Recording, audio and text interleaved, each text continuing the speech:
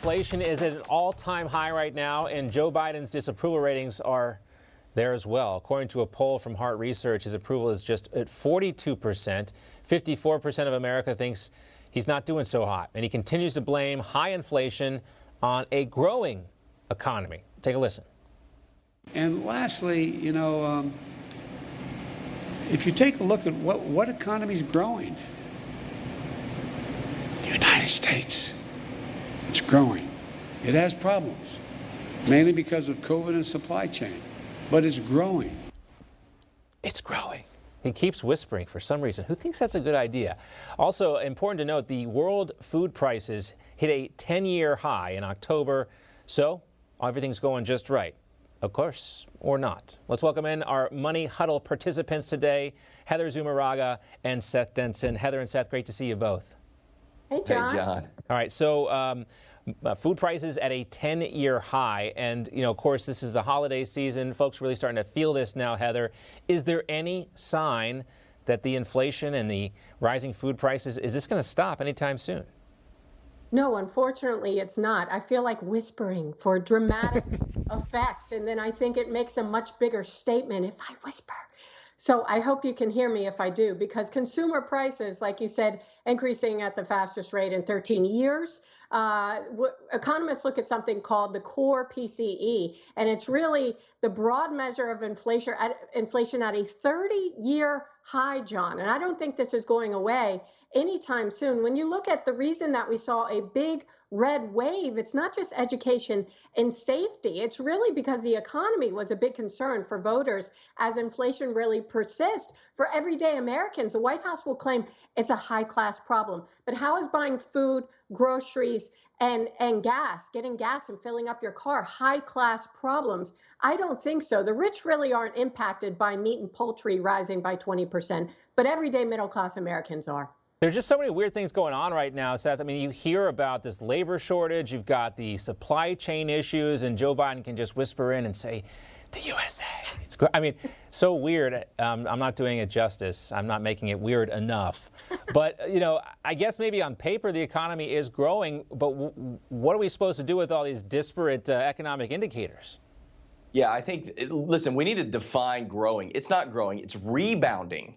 That's the key here. The economy was down as a result of the lockdowns and shutdowns. It's just starting to come back. The problem is it's not coming back as fast as most economists expected that it would, or even the administration. If you look at GDP growth in the second quarter, it was up 6.5%, a little bit more than that. But in the third quarter, only up 2%. And why is that? Because we continue to have lockdowns. We continue to lay people off because of vaccine mandates.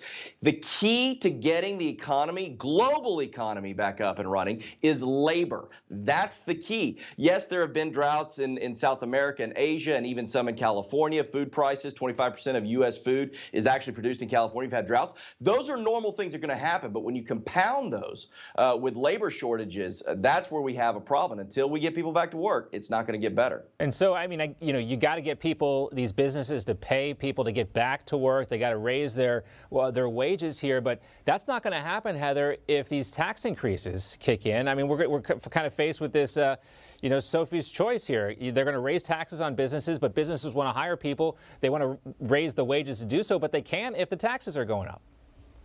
No, they really can. And that's why small businesses that did survive through the pandemic now, with higher taxes, higher wages, as well as labor shortages, it may not be COVID that ultimately wipes out most of the small businesses. It might be what's going on in Washington right now. One good thing that the Federal Reserve just did, they announced that they're going to start tapering their bond buying purchases every month, which I have been hoping they would do for about a year now, because the economy is not in rescue mode. They're buying what's called mortgage-backed securities, which we were doing after 2008 as well to prop up the economy.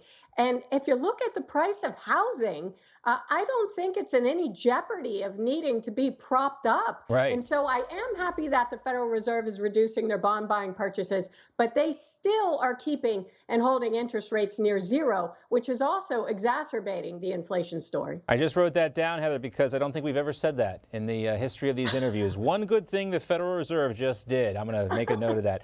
And Seth, I wanted to ask you about this as well, too. I just read this story And I'm always kind of amazed by the modern world of finance. And we're reading that story about Kevin Durant endorsing a special purpose acquisition firm, buying companies or going public. What is this all about? Please explain this to me. What's going on here? Well, listen, I don't specifically understand what's going on with Kevin Durant. I haven't been up to date with that. The first time I really heard about it was when we were getting ready to go live here. So I don't know that I can comment specifically on what he's doing. But there is a lot. Listen, what Heather was talking about, all of this money that's out there, you got to put it where it's going to work best for you. And so a lot of people are creating these funds where they're going and buying some of these distressed businesses, and they're trying to prop them up themselves, and then they're trying to buy reduced assets and inflate them later. I don't know if that's what Kevin Durant is doing, but it's what a lot of people are doing right now in the economy. Yeah, well, I just saw this line in here. These are shell firms that use money raised through an IPO to merge with a private company and take it public. Whoosh. Good for Kevin Durant. I'm going to read up on it and find out more about it. Great to see you both, Seth and Heather. Thanks so much, guys. Thanks, John. You just watched Newsmax TV, America's fastest growing cable news channel, now in more than 70 million homes. You can get Newsmax TV on your cable system or check your cable guide.